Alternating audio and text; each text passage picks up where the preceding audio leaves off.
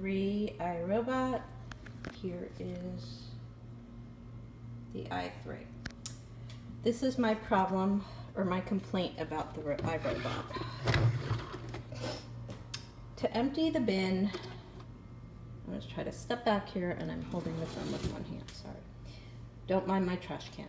To empty the bin, you press this button right here, and the bin pops up, which is fine. You depress this gray button right here, and the window opens and all the dirt comes out. Let me get all the dirt out.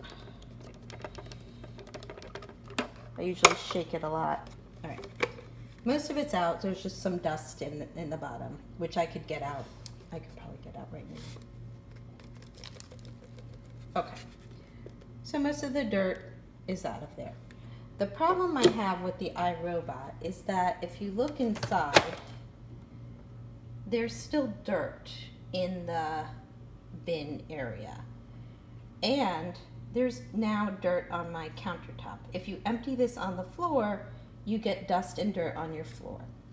So what I have to do next is I have to pick up the whole robot and shake it. I'm sorry, I can't show you this.